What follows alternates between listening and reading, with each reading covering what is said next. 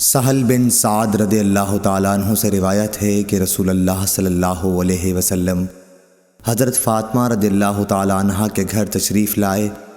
دیکھا کہ حضرت علی رضی اللہ تعالیٰ عنہ گھر میں موجود نہیں ہیں۔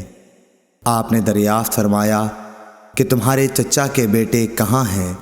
انہوں نے بتایا کہ میرے اور ان کے درمیان کچھ ناگواری پیش آ گئی اور وہ مجھ پر خفا ہو کر کہیں باہر چلے گئے ہیں اور میرے یہاں قیلولہ بھی نہیں کیا ہے۔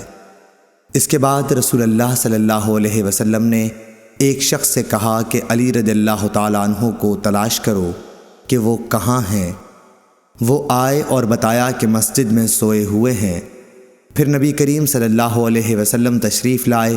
حضرت علی رضی اللہ تعالیٰ عنہ لیٹے ہوئے تھے۔ چادر آپ کے پہلو سے گر گئی تھی اور جسم پر مٹی لگ گئی تھی۔ رسول اللہ صلی اللہ علیہ وسلم جسم سے دھول جھاڑ رہے تھے اور فرما رہے تھے، اٹھو ابو تراب اٹھو۔ صحیح بخاری حدیث نمبر 441۔ ابو حازم نے ابو ہریرہ رضی اللہ تعالیٰ عنہ سے روایت کیا ہے کہ آپ نے فرمایا کہ میں نے 70 اصحاب صفہ کو دیکھا کہ ان میں کوئی ایسا نہ تھا جس کے پاس چادر ہو، فقط تہبند ہوتا یا رات کو اوڑھنے کا کپڑا جنہیں یہ لوگ اپنی گردنوں سے باندھ لیتے۔ یہ کپڑے کسی کے آدھی پنڈلی تک آتے اور کسی کے ٹخنوں تک۔ یہ حضرات ان کپڑوں کو اس خیال سے کہ کہیں شرمگاہ نہ کھل جائے اپنے ہاتھوں سے سمیٹتے رہتے تھے۔ صحیح بخاری حدیث نمبر 442۔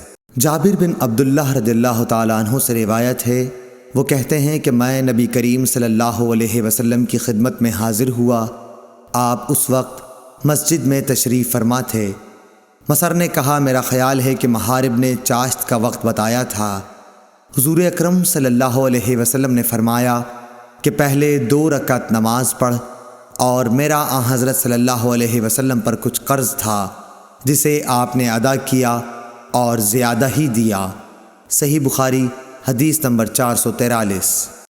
ابو قتادہ سلمی رضی اللہ تعالیٰ عنہ سے روایت ہے کہ رسول اللہ صلی اللہ علیہ وسلم نے فرمایا، جب تم میں سے کوئی شخص مسجد میں داخل ہو تو بیٹھنے سے پہلے 2 رکعت نماز پڑھ لے۔ صحیح بخاری حدیث نمبر 444۔ ابو ہریرہ رضی اللہ تعالیٰ عنہ سے روایت ہے کہ رسول اللہ صلی اللہ علیہ وسلم نے فرمایا، جب تک تم اپنے مصلی پر جہاں تم نے نماز پڑھی تھی بیٹھے رہو اور ریاح خارج نہ کرو تو ملائکہ تم پر برابر درود بھیجتے رہتے ہیں، کہتے ہیں، اے اللہ اس کی مغفرت کیجئے، اے اللہ اس پر رحم کیجئے۔ صحیح بخاری حدیث نمبر 445۔